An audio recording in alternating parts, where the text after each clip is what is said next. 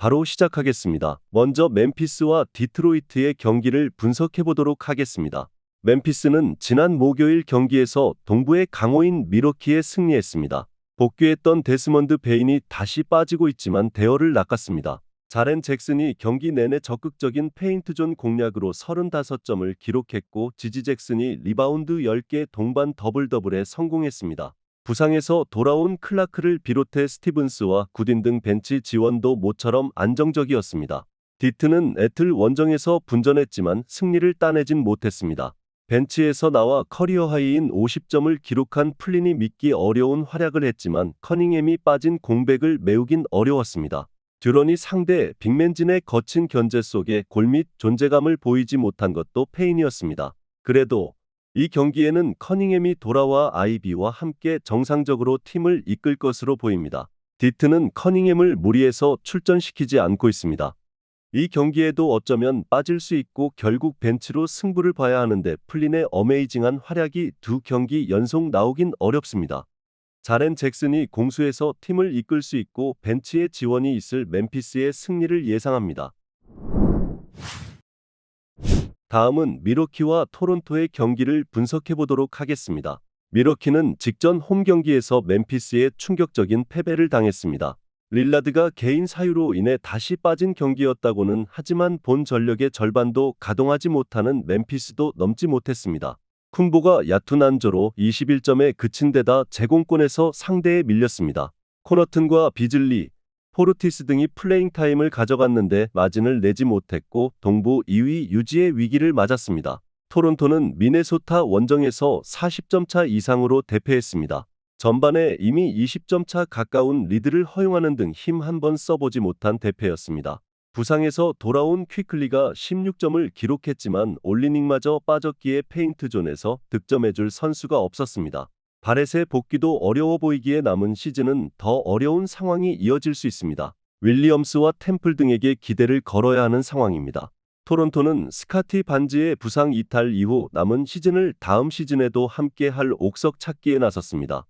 딕을 비롯해 가능성을 보인 선수들을 발굴하긴 했지만 워낙 결장자가 많기에 밀워키 원정에서 변수를 기대하긴 어렵습니다.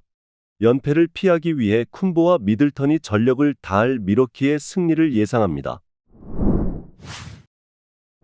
다음은 뉴올리언즈와 샌안토니오의 경기를 분석해 보도록 하겠습니다. 뉴올은 목요일 홈에서 열린 올랜도 전에서 패하며 서부 4번 시드 확보가 쉽지 않아 보입니다.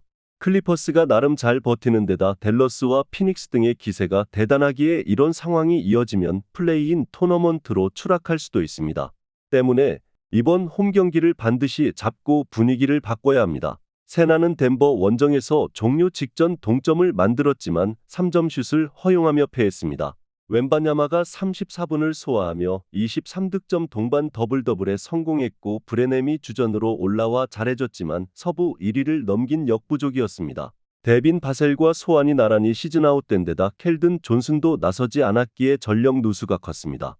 마무와 콜린스, 웨슬리 등이 벤치에서 힘을 내야 합니다. 세나는 웬바냐마와 브레넴, 마무 등이 최근 포포비치를 만족시킬 경기력을 보여주고 있습니다. 그러나 소환고 데빈 바셀이 나란히 시즌아웃되며 주전 전력이 떨어졌습니다.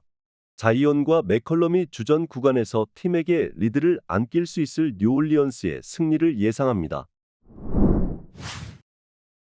다음은 댈러스와 골든스테이트의 경기를 분석해 보도록 하겠습니다. 댈러스는 애틀에 이어 골스를 상대합니다. 백투백이지만 최근 치열한 서부시드 경쟁 중이고 골스 상대로는 주중 원정 경기에서 역전패했기에 리벤지 의사도 분명합니다. 라이블리가 부상 여파로 10일 정도 결장이 확정된 건 아쉽지만 클레버가 자리를 메울 수 있고 데릭 존스가 지난번 고전했던 위긴스 수비에 전력을 다할 것입니다. MVP를 노리는 돈치치의 집중력도 올라갈 경기입니다. 골스는 휴스턴전에 이어 댈러스 등 쉽지 않은 팀들을 연달아 상대합니다. 플레이인 토너먼트 진출은 물론 내심 순위를 올리려는 시즌 막판이기에 커리와 크리스 폴, 위긴스 등이 전력을 다해 나설 것입니다. 댈러스 상대로는 최근 경기에서 승리했기에 자신감 있게 공격적인 농구가 예상됩니다. 직전 맞대결에서 리바운드를 밀리며 경기를 내줬기에 가포드와 워싱턴 등 빅맨 자원들이 리바운드 단속을 잘하며 경기를 운영할 것입니다.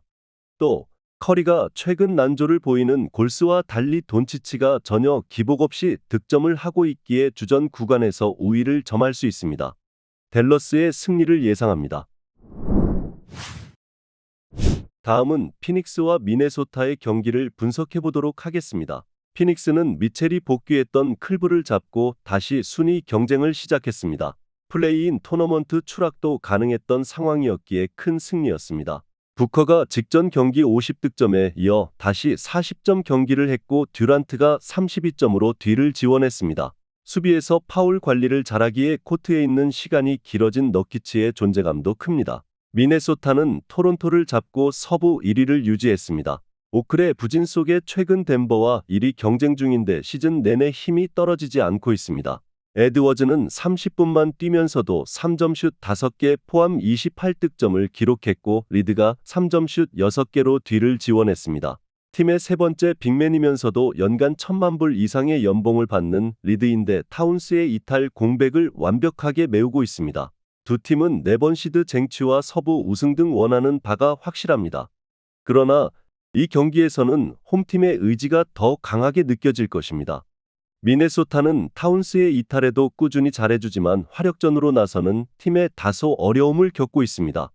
절정의 득점 감각을 보여주는 부커가 에드워즈와의 맞대결에서 밀리지 않을 수 있고 듀란트가 확률 높은 득점을 가동할 피닉스의 승리를 예상합니다. 다음은 LA 클리퍼스와 유타의 경기를 분석해 보도록 하겠습니다. 클리퍼스는 덴버에 이어 유타를 상대합니다. 그러나 치열한 순위 경쟁 중이기에 부상 중인 카와이 레너드를 제외한 선수들이 정상적으로 나설 수 있습니다. 웨스트브룩과 파웰 등이 백투백에도 출전 시간을 가져갈 것이고 폴 조지도 30분 이상 출전을 기대할 만합니다. 쉬어갈 틈이 없는 시즌 막판 상황입니다. 유타는 수요일 홈 경기에서 클불에 완패했습니다. 캐슬러가 9분만 뛴 이후 부상을 당하며 경기에서 빠졌기에 제공권에서 상대에 압도당했고 키온테 조지의 야투가 아쉬웠습니다. 섹스턴이 리딩을 책임지며 공격을 이끌고 있긴 하지만 마카넨과 클락슨, 존 콜린스 등 주전 3명이 빠진 시즌 후반이기에 부진이 길어지고 있습니다. 유트세븐과 센사바 등 젊은 선수들에게 기대를 걸어야 합니다. 레너드가 부상 중이긴 하지만 폴 조지와 하든, 웨스트브룩은 정상적으로 경기에 나설 수 있습니다. 마카넨을 비롯해 클락슨과 콜린스가 부상으로 빠져있기에 어린 선수 위주로 나서는 유타로서는 어려운 경기가 될 것입니다. LA 클리퍼스의 승리를 예상합니다. 영상에서 알려드리는 내용들은 모두 1차 분석 내용들이며 2차 분석과 최종 조합픽은 영상 하단 고정 댓글 링크로 문의 주시면 안내 도와드리도록 하겠습니다. 시청해주셔서 감사합니다.